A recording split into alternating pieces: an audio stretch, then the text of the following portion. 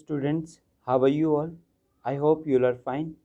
Today we are taking lesson number 5th, unit number 2nd. Purity is power.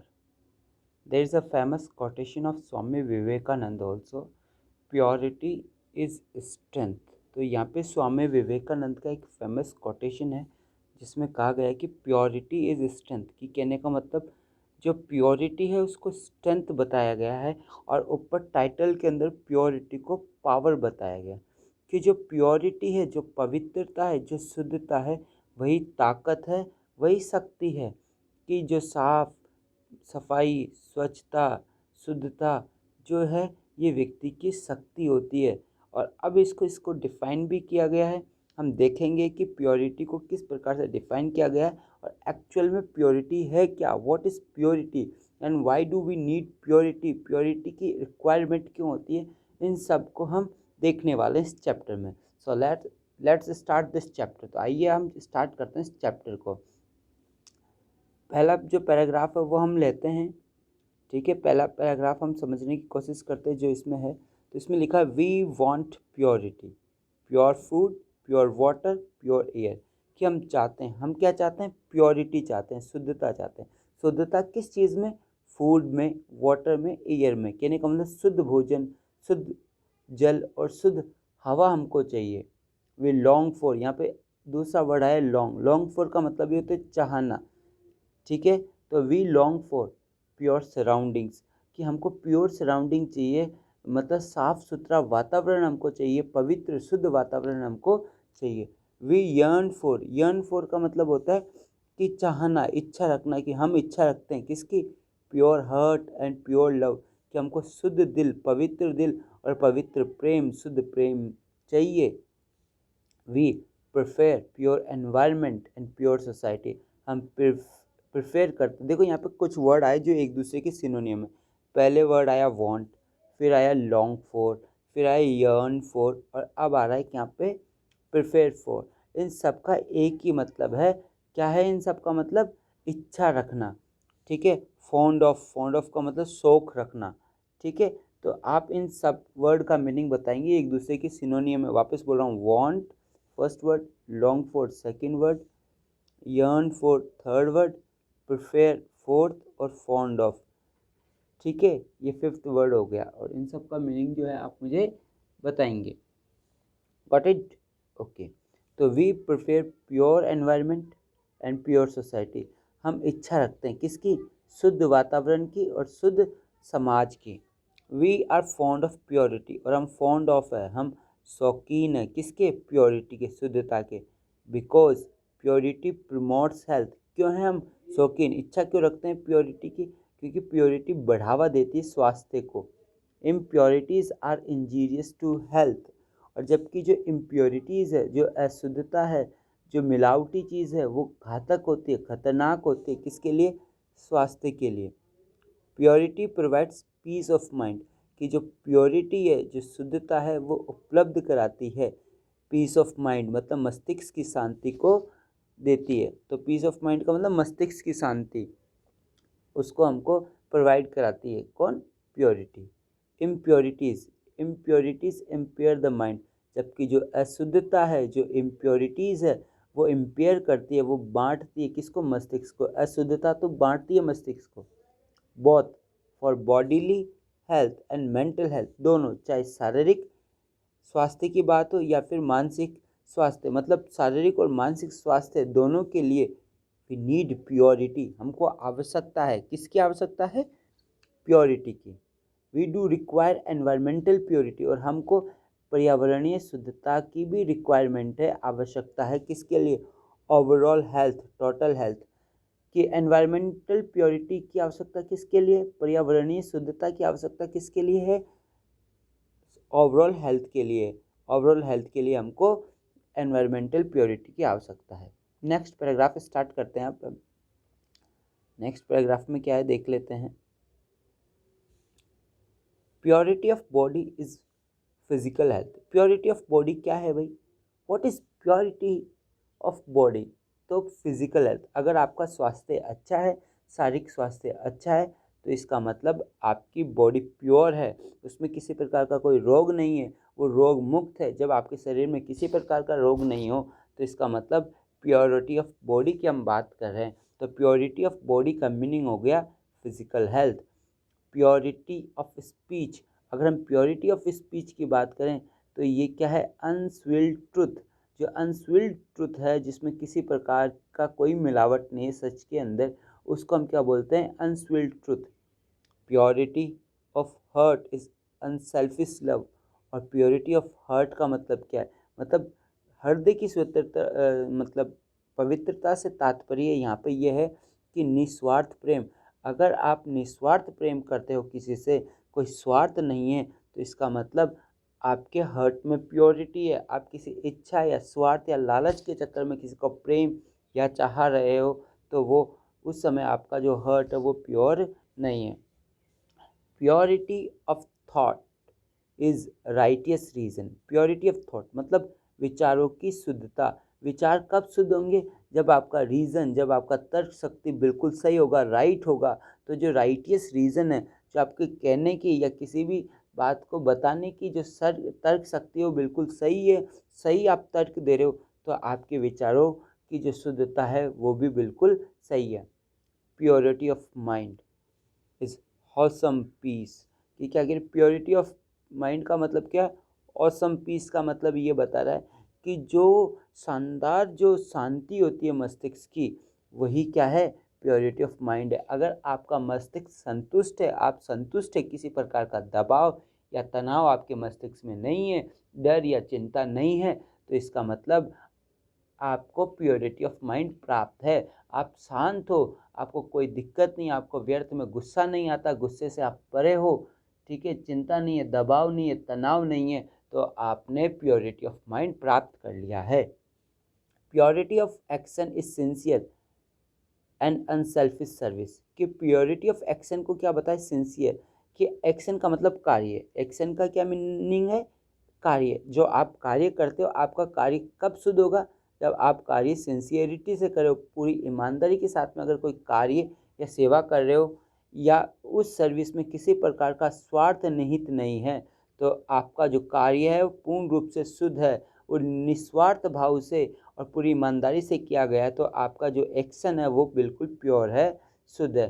जैसे हमने गीता का एक उपदेश है वो देखा है, उसमें क्या कहा गया है कि कर्म करना चाहिए, फल की इच्छा नहीं करना चाहिए। क्योंकि जब आप फल की इच्छा रखोगे, फल की इच्छा रखते हुए किसी कार्य को करते हो, तो उसमें सीधा सीधा स्वार्थ शामिल हो जाता है। उस कार्य में उतनी ईमानदारी नहीं रहती जितनी रहनी चाहिए, निस्वार्थ भाव की करना चाहिए। क्योंकि हम जो भी कार्य करेंगे उसका फल तो निश्चित रूप से मिलेगा ही मिलेगा, लेकिन जब हम पहले फल की इच्छा करें फिर किसी कार्य को करें, तो हम उसे स्वार्थ सहित कर रहे हैं, और स्वार्थ सहित करते वक्त उस कार्य में हमारी ईमानदारी नहीं दिखेगी। अगर उस हमको लगता है कि इसका जो फल है, इसका जो रिजल्ट है वो अच्छा नहीं रहने वाला, तो हमारी कहने का मतलब कार्य करने की जो इच्छा है उसमें कमी आ जाती है।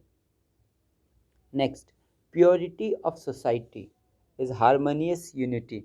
अब यहाँ पे बताई गई प्योरिटी ऑफ सोसाइटी की जो समाज की शुद्धता है वो क्या है, हारमोनियस यूनिटी। की जो हारमोनियस यूनिटी है, जो प्रेम भावपूर्ण जो एकता है समाज के अंदर, सभी लोग मिलकर द्वेष भावना रहित प्रेम भावपूर्ण रहते हैं, वही क्या कहलाती है, प्योरिटी ऑफ सोसाइटी कहलाती है। मतलब हारमोनियस यूनिटी, हारमोनियस यूनिटी का मतलब प्रेम भावपूर्ण द्वेष रहित ईर्ष्या बिना समाज के अंदर आपस में जो लोग एकता के साथ में रहते हैं, वही क्या कहलाता है, harmonious unity. Purity of environment is soul elevating serenity.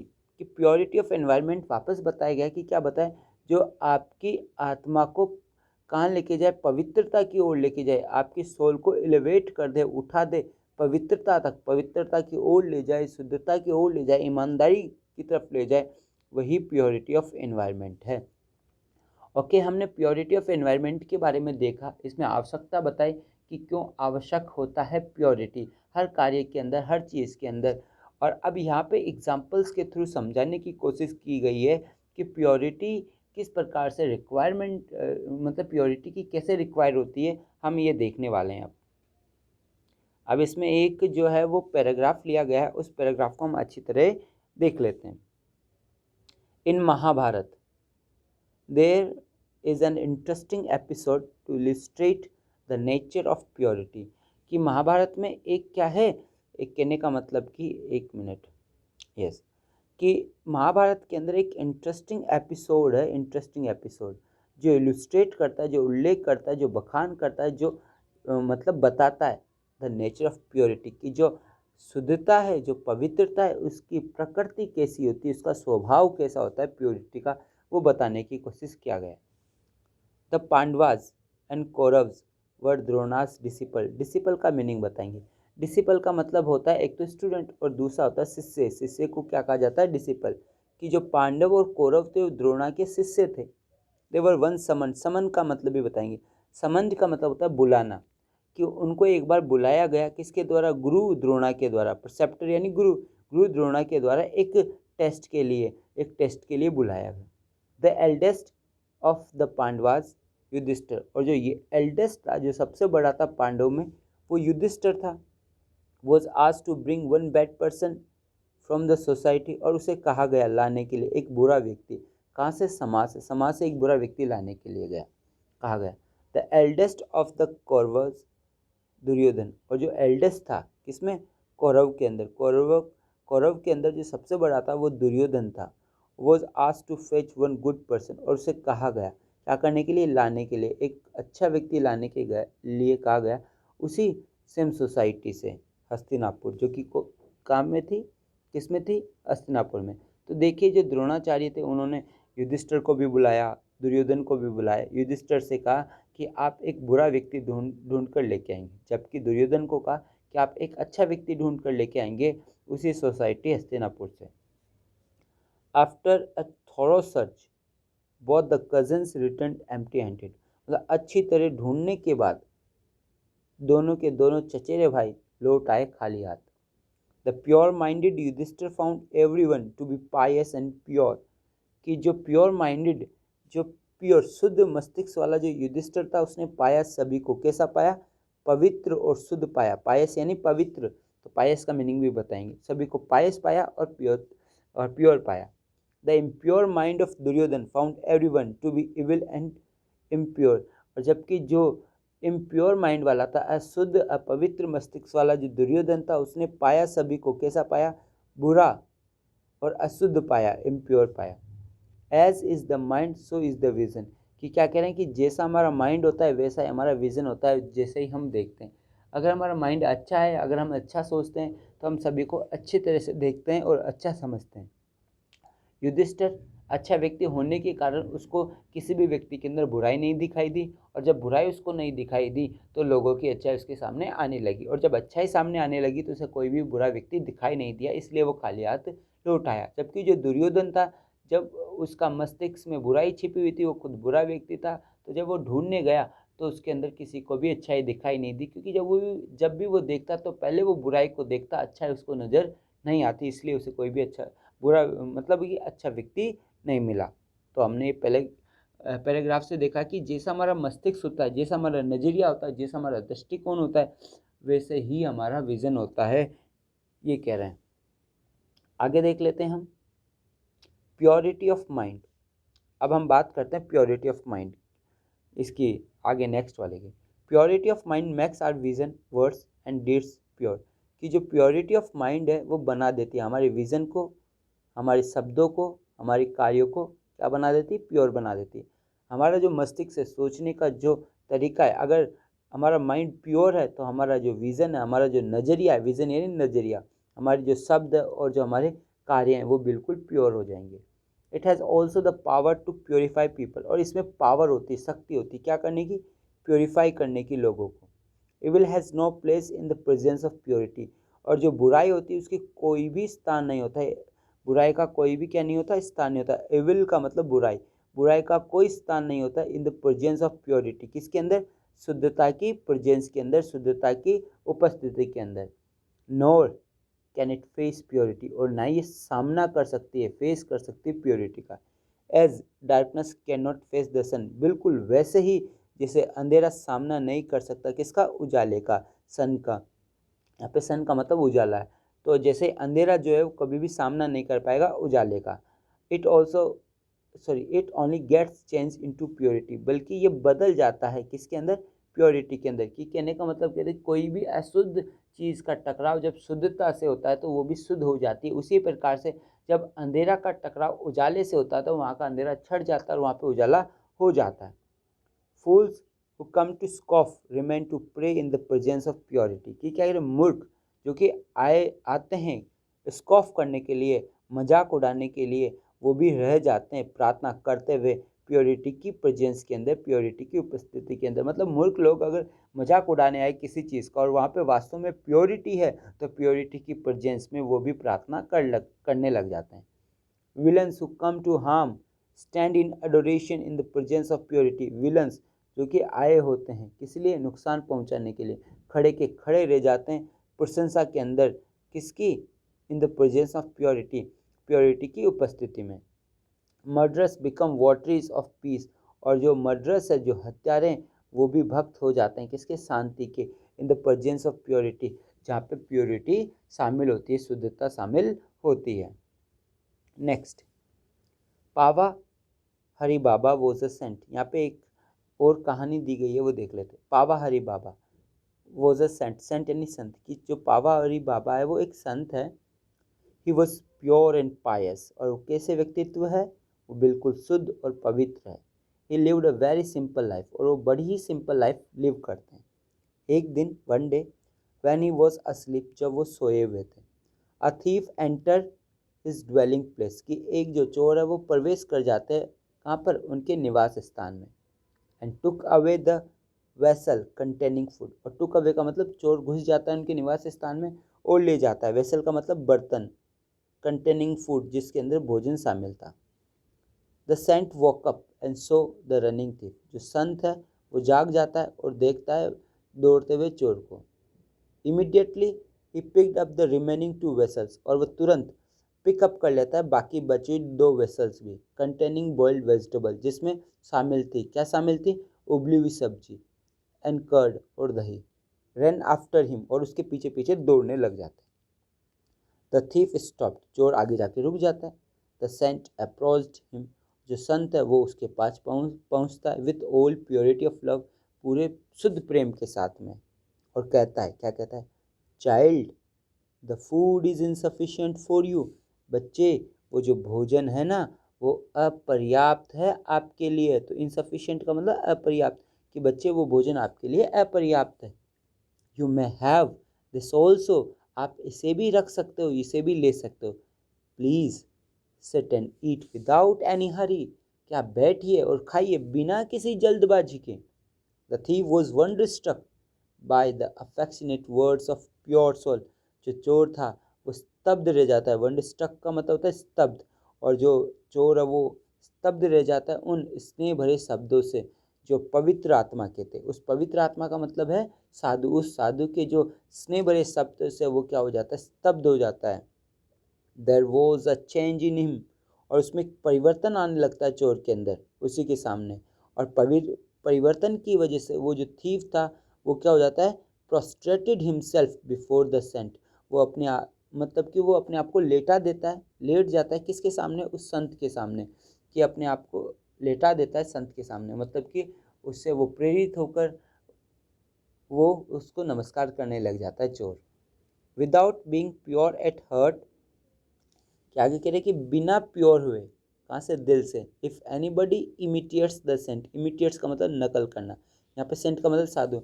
कि मतलब आप हर्ट से, दिल से तो शुद्ध है ही नहीं, और आप नकल कर रहे हो, ठीक है, किसकी, एक संत की, मतलब संत होने का नाटक कर रहे हो। आप संत हो नहीं, सिर्फ संत होने का नाटक कर रहे हो, तो परिणाम बिल्कुल अलग होता। The thief might only give a blow and take away the vessels. तो क्या होता, जो चोर है वो शायद उसको मुक्का मार के सारी जो वेसल्स है वो उससे ले ले जाता, ठीक है। And the test of genuine purity is in its metamorphosing ability. और जो जेन्युइन प्योरिटी है, जो वास्तविक जो शुद्धता है, जो जन्मजात जो शुद्धता है, उसमें ये क्वालिटी होती है, उसमें मेटामॉर्फोसिंग एबिलिटी होती है, उसमें परिवर्तन करने की योग्यता शामिल होती है। अगर शुद्धता किसी चीज़ को बदल ना सके तो वो शुद्ध ही नहीं है, वो परिवर्तन ही नहीं कर पा रही है तो वो शुद्ध नहीं है। अब नेक्स्ट देख लेते हैं इसमें, डियर स्टूडेंट्स, और जो रिमेनिंग पार्ट है इस चैप्टर का we will tag in the next video, हम नेक्स्ट वीडियो में लेंगे। And for that you have to wait till the next video comes, कि आपको तब तक के लिए आपको इंतज़ार करना पड़ेगा। Goodbye, take care of yourself and keep studying.